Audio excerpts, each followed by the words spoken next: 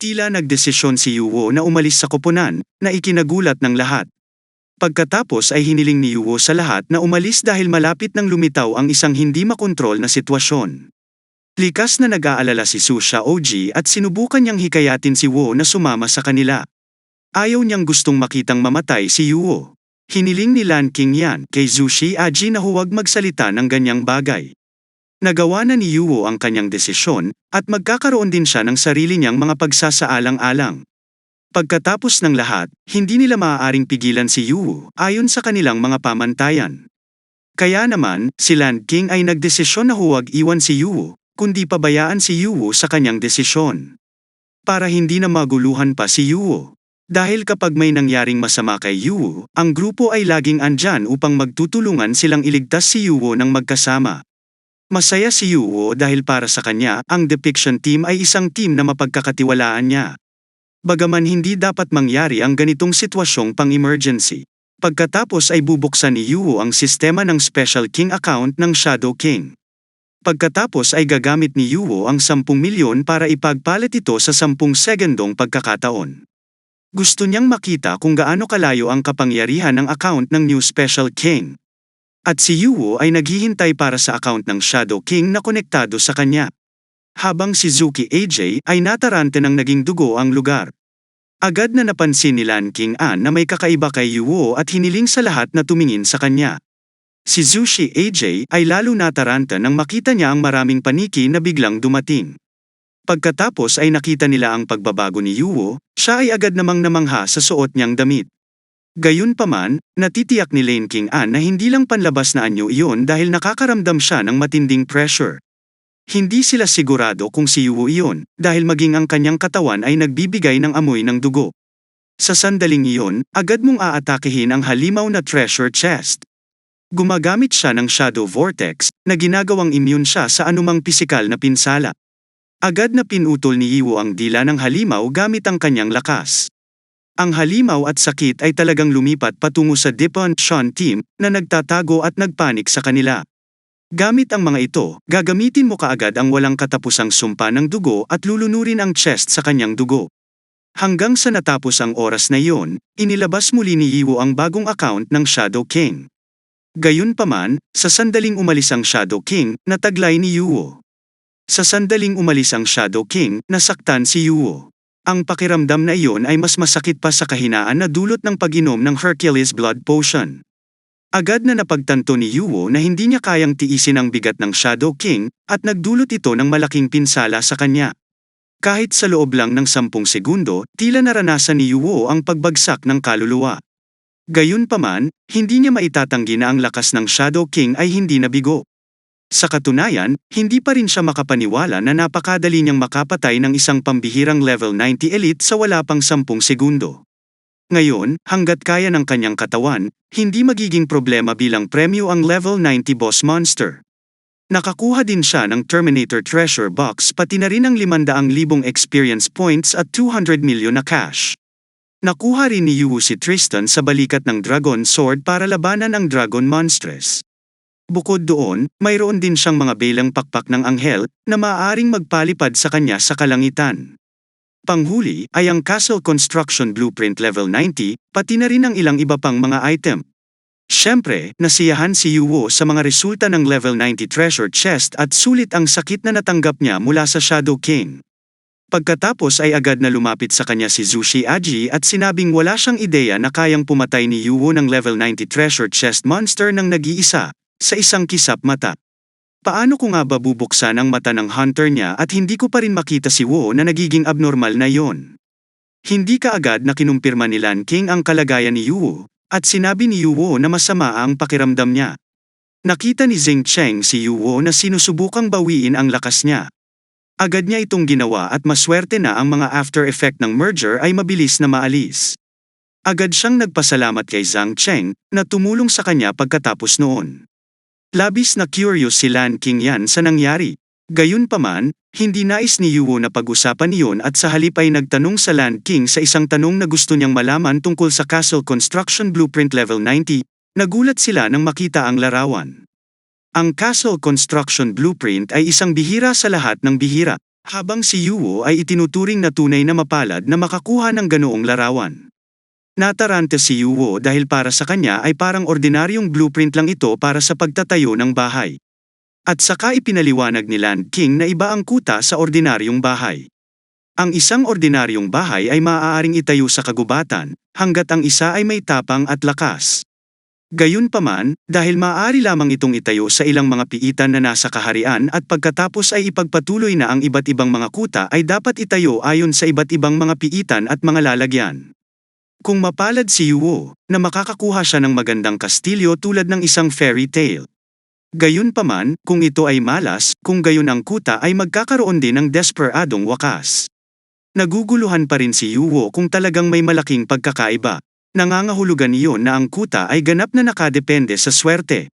At pagkatapos ay nagpatuloy si Land King, na kahit anong uri ng kuta ang nakuha niya, maaari itong maging isang eksklusibong pribadong teritoryo na hindi magbabago. Si Yuo ay maaaring magbukas ng mga desyerto at magtayo ng mga lungsod sa loob ng mga piitan, mangolekta ng mga mapagkukunan, mag-recruit ng mga tagasunod, at kahit na bumuo ng kanyang sariling propesyonal na koponan. Habang si Zuki Aji, na nakarinig ng paliwanag, ay naramdaman din na ang konsepto ng eksklusibong personal na teritoryo ay masyadong katawa-tawa. Na tila si Yuo ay hindi rin nauunawaan ang mga benepisyo. Kaya gusto ni Sushi Aji na makatulong. Habang bumabanat naman si AJ, na kung balak ibenta ang blueprint treasure na ito, na tiyak na magbibigay ng hindi kapani-pani walang halaga. Agad itong naiwasan ni Land Kingdom, kahit na ang blueprint ay may mataas na presyo dahil sa pambihirang pag-iral nito, ang threshold ng paggamit ay masyadong mataas. Ang blueprint ay nangangailangan ng isang nangungunang master ng engineering na maaaring gumamit nito. So in essence hindi rin nila ito mabebenta dahil walang bibili nito. Alam ni Su Xiaoji na sa huli, sa kamay ni Yuo lang mabubulok ang larawan. Kaya naman, tiningnan ni Yuo ang blueprint at napagtanto na ito ay katulad ng pagguhit na dati niyang ginawa kay Nana. Ang blueprint ay isang mataas na antas ng pagguhit ng pagmamanupaktura na hindi ibinibenta. Gayunpaman, iniisip rin ni Yuo ang posibilidad na gamitin ang blueprint para sa kanyang personal na pakinabang. Sa huli, nagsabi si Zuki Alji kay Yuo ang hindi dapat mag-isip tungkol dito. Ang blueprint ay ituring na isa sa maraming kayamanan na natanggap ni Yuo. Ang isang bagay na iyon ay malinaw na hindi magpapatalo sa kanya. Kukumpirmahin ni Yuo agad iyon. Dahil hindi lang naman siya ang nagbukas ng transaction system, agad namang tinanong ng mga miyembro ng team kung ano ang ginagawa ni Yuo.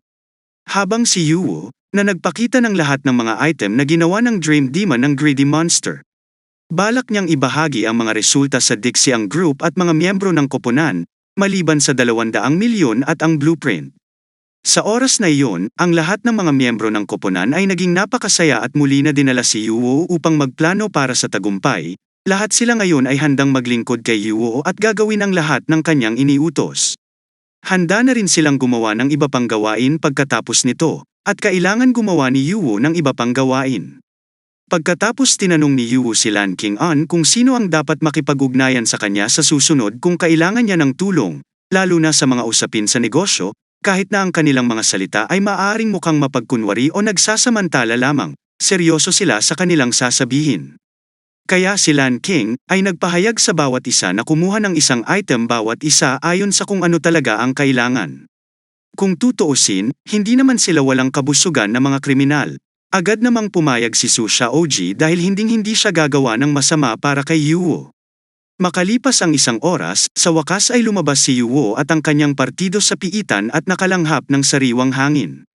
Nakalanding agad. Gustong malaman ang susunod na plano ni Yuo. Nagkaroon na siya ng plano at agad na gustong marinig ng lahat. Pagkatapos ay ipinaliwanag ni Yuo na binago niya ang kanyang orihinal na plano sa dati. Gusto niyang makahanap ng boss monster at makakuha ng 100 million. Gayunpaman, ngayon ay nakakuha sila ng karagdagang kita, kaya ayaw na niyang kumuha ng isa pang panganib. Tinanong ni Lan King yan, si Yuo upang maging matapat tungkol sa kung kailangan pa ba sila ni Yuo o hindi, dahil ang lakas ni Yuo ay mas mataas kaysa sa kanilang mga inaasahan. Gayunpaman, syempre, kung kakailanganin pa rin sila ni Yuo, kung gayon handa silang sumunod sa kanya. Gayunpaman, kung inaakala ni Yuo ay pabigat sila, iiwan nila ang kanilang ngipin para kay Yuo. Tiyak na kailangan ni Yuo ang mahalagang piraso ng chess na iyon, Kahit na ang kanilang layunin ay ang boss monster, tiyak na magiging magastos ang pag-aalaga sa ibang mga koponan. Ang daming chess piece na magagamit, mas maraming chess piece ang mawawala. At hindi napigil ang matawan ni Lan King nang marinig ang katapatan ni Yuwo, na napaka-brutal. Naramdaman din ni Sushi Aji na hindi siya nagkamali sa paghusga. Si Yuwo ay may kakaibang ugali. Babarilin din sana ni Zheng Cheng ang sinumang maglakas loob na magsabi ng mga ganoong bagay, ngunit talagang gagawin nilang voluntaryo na maging isang piraso ng chess. Siyempre, masaya rin si Yuwo nang marinig na tiwala din siya na sa ilalim ng kanyang utos, hindi sila magiging mga piraso ng chess na isinakripisyo ng walang kabuluhan. Sa wakas ay tumungo na sila sa boss monster battle area. Ang Lion King ay agad na gustong malaman kung ano ang plano ni Yuwo sa oras na iyon at kung dapat silang mag-away sumabak agad. Habang si Yuwo ay natural na kailangang maghintay bago, hayaan silang lumaban saglit. Pagkatapos ay isinaaktibo niya ang kanyang tunay na mata upang pagmasdan ang sitwasyon. Nakita ang ilang team na nakapalibot sa boss monster, kasama na ang Mag-ong team at ang Chewing Seat team.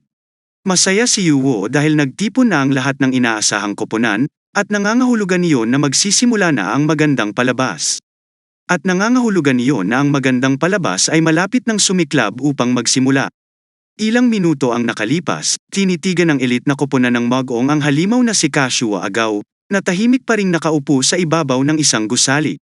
Ang isa sa kanila ay nagsabi na ang halimaw ay nawasak ang ilang mga lungsod at mga alamat, at ito ay totoo sa pamamagitan ng pagtingin sa nakakatakot na tingin nito. Akala nila ang Dragon Monster ay talagang karapat-dapat sa ganoong nakakatakot na reputasyon ayon kay Lan King, at kung paano sinabi na ang kanilang kalaban sa pagkakataong ito ay ang level 90 Blue Dragon type World Bush. Kaya hindi sila dapat maging pabaya. Samantala si Miss Hume at hiniling sa lahat ng miyembro ng koponan na tumutok at sundin ang mga tagubilin. Ang lahat ng miyembro ng elite team na ito ay may mga level na higit sa 80, kaya dapat talunin ang kanilang kombinasyon ng boss monster Kashua Akaw sa kanyang malalim na poise. Tinanong ng Dragon Kaswarina akhalang elite group kung alam nila kung saan sila nagkamali ng walang takot.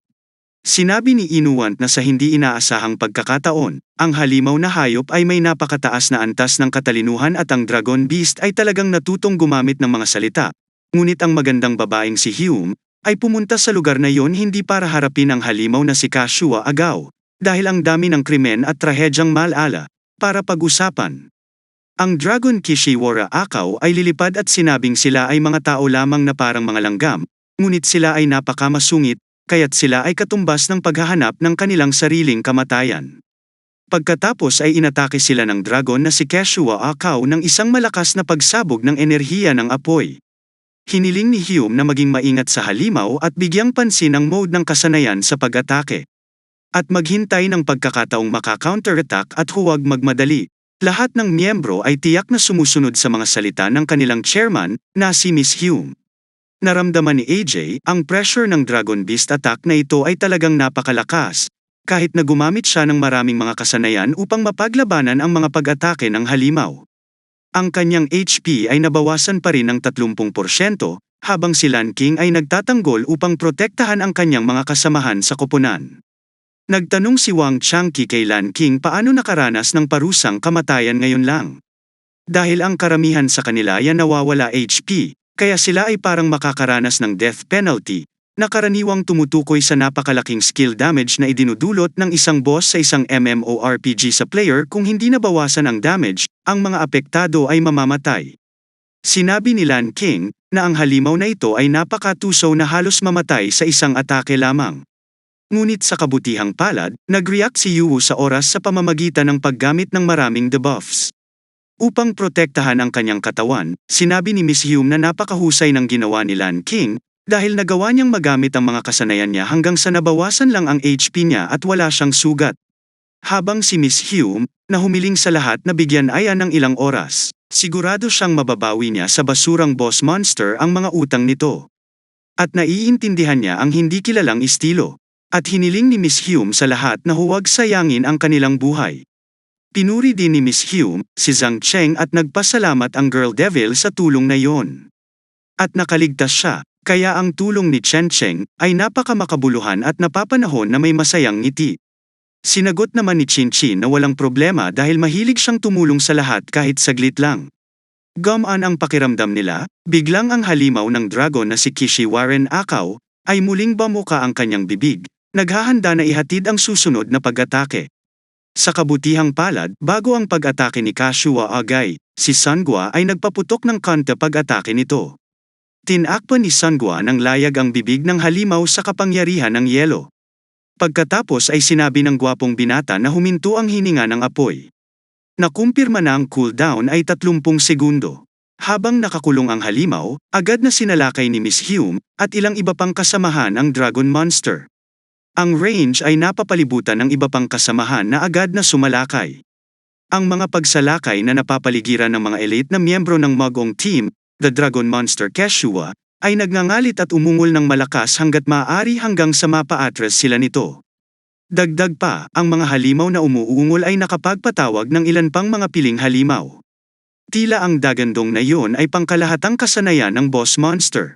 Ang dagandong ay makakaakit ng mga halimaw na may radius na daan-daang metro para dumating at protektahan siya. At ang mga halimaw na ito ay pawang mga piling tao. Inakala ng mga miyembro ng Magong Team na walang kahihiyan ang halimaw sa paggamit ng mga mahihinang halimaw para protektahan ito, at sinabi pa ni Hume kay Sangwa na sabihan sa mga taga-Tanchong na maghanda para sa malapit na labanan sa lokasyon ng panlabas na lugar ng boss monster. Ang pinuno ng koponan na si Chu Yangshi ay nagsimula ng mag-standby upang pigilan ang pag-atake ng mga halimaw na lumilipat sa lugar ng boss. Ang pinuno ng grupo ng Chewing Team ay napamura at nagreklamo si Boscow nang sabihin niyang abnormal ang lakas ni Miss Hume, pero inutusan pa rin niya ang pangalawa at pangatlong tropa na pumunta sa nakatalagang lokasyon para harapin ang kalaban. Pinaalalahanan ng amo ang kanyang mga miyembro na hulihin na lang ang kalaban at huwag patayin ang halimaw.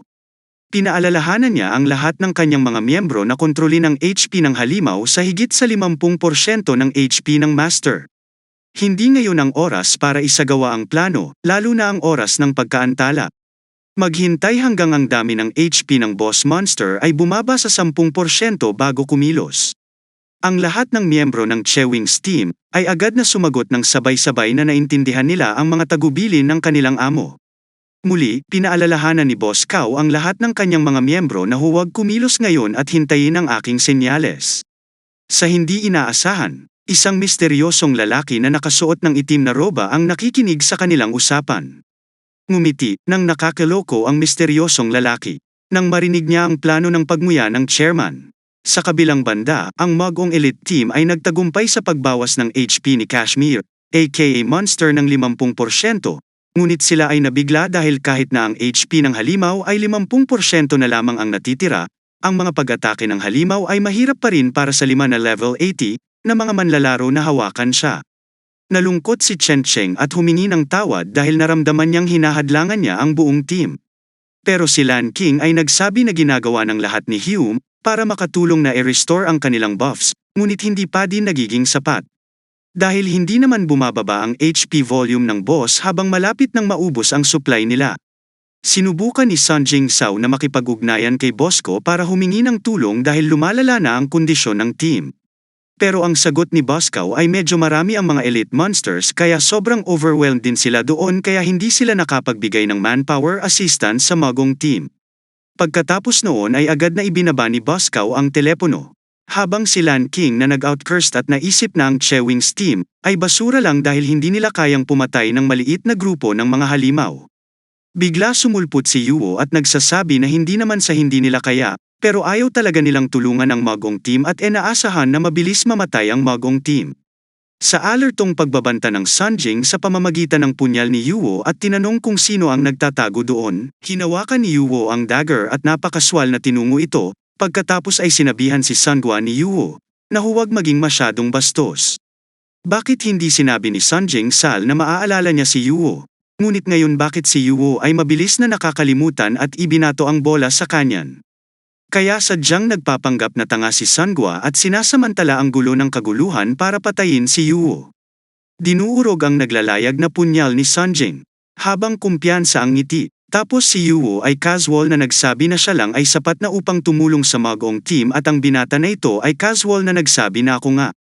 Ngunit sa kasamaang palad, ang grupo ni Song Yung Sao ay talagang nagbigay sa kanya ng gayong sorpresang pag-atake. Nagulat si Song Xiao nang makita si Yuo. Tinanong niya kung bakit ang isang batang tulad ni Yuwo ay nakakarating sa lugar na iyon. Kaagad na pinaalis ni Sun Jingsal si Yuwo sa lugar para hindi makasagabal sa oras na iyon. Habang pinapaalis ni Miss Hume si Yuwo, hiniling na humingi siya ng output kaagad. Pagkaraan biglang nahampas ang babae at natama ng buntot ni Kashua agaw at medyo na itinapon sa malayo. Buti na lang, lumitaw si Yuwo sa takdang oras at sinalo ang katawan ng magandang dalaga na may pilyong ngiti. Hihilingin ni Yuwo sa magandang ginang na huwag maging pabaya dahil kasalukuyang nakikipaglaban sila sa halimaw. Kaya iminungkahi ni Yuwo na magtulungan sila. Matapang na sinabi ni Yuwo na nakipagsapalaran siyang magpadala ng ganoong kaalagang impormasyon kay Miss Hume. At kaya hiniling ni Yuwo kay Miss Hume na magpasalamat sa kanya. Tinawanan ni Miss Ian Hume si Yuwo sa salita tungkol sa impormasyon. Na sinasabi na ang Chewing's team ay magtataksil sa kanila sa isang magulong oras tulad nito. Si Miss Hume ay naisip na ito ay napaka nakakatawa. Si Missy Hume ay saka muling tumakbo patungo sa mga halimaw habang sinasabi na kahit may 10th tapang ang grupo nila, hindi sila maglalakas loob na ipahiya ang magong team sa kritikal na sandali tulad nito. Medyo nakaramdam ng inis si Yuwo. Dahil konkreto talaga ang mga sinabi niyang impormasyon. Direktang ipinarating niya mula sa isang miyembro ng Chewingy team ang impormasyon. Habang nakikipaglaban sa halimaw ang ginang kung saan pinasalamatan si Yuwo sa pagpapahalaga sa kanyang kabaitan. Ngunit pinayuhan niya si Yuwo lisanin niya kaagad ang lugar na yon. Casual na sinabi ni Yuwo kapag nakamit niya ang layunin tsaka siya aalis ng natural. Nang marinig ang mga salita ni Yuwo, ay nainis si Songyang habang nakikipaglaban sa mga halimaw. Ang mahabang buhok na lalaking ito ay nagsabi na ang layunin ni Yuwo sa lugar na iyon ay para lamang mamatay sa isang sarkastikong tono. Sinabi ng lalaking ito na gayunpaman ay sinabi yon. Hindi ngayon ang oras para asikasuhin ang basurang tulad ni Yuwo. Sa halip na malungkot sa narinig na pangungutya mula sa mga taong iyon, ngumiti si Yuwo ng may kumpiyansa at sinabing tutulungan niya silang talunin ng amo, ngunit hihingiin niya ng 3 bagay na ibababa ng monster. Kapag natalo ang halimaw, agad silang nabigla nang marinig ang iyong mga salita ni Yuwo. Kaya humingi si Sungwa ng permiso kay Hume na tanggalin ang trash brat na ito para hindi na niya ituloy ang daldal at abala sa kanila. Kung tutuusin, 3 segundo lang ang kailangan nila para maalis si Yuwo. Biglang sinabi ni Hume, na akala niya noong una ay kaakit-akit si Yuwo, pero mayabang pala at magulong kausap ang binata na hindi makatao, nakakadismaya. Kaya sinabi agad ng babaeng ito kay Yuwo na mawala sa aking paningin sa loob ng 5 segundo kung hindi ay masangkot ang binata sa labanan laban sa halimaw na wala sa kontrol at maaaring kamatay ni Yuwo, maging si mismo ay hindi kayang iligtas ka. Nang marinig iyon ni Yuwo, tumugon ng isang metamis ng ngiti. Ngunit sa kanyang puso na tinanggihan nila ang kooperasyon ni Yuwo. Kaya ako ay magiging isang kriminal at dahan-daang mawawala sa kanilang lahat. Bago tuluyang mawala sa kanilang lahat, binati ni Yuwo silang lahat ng good luck.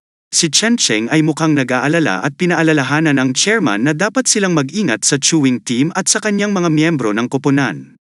Dahil talagang nagtaksil sa kanila sa mga oras ng krisis tulad ngayon. Ngunit pinaalalahanan ni Ying Xiao si Chen Chen na huwag maging tanga at huwag pakialaman ang ganoong basura. Makipag-usap sa isang matatag na boses. Sinabi ng binata na may silver hair na kung maniniwala si Chen Cheng sa katarantaduhan ni Yuwo, hindi makakamit ang kanilang layunin. At kinumpirma rin ni Miss Hume ang sinabi ni Sun Jingsal. Ang pangunahing layunin nila ngayon ay talunin ang boss monster.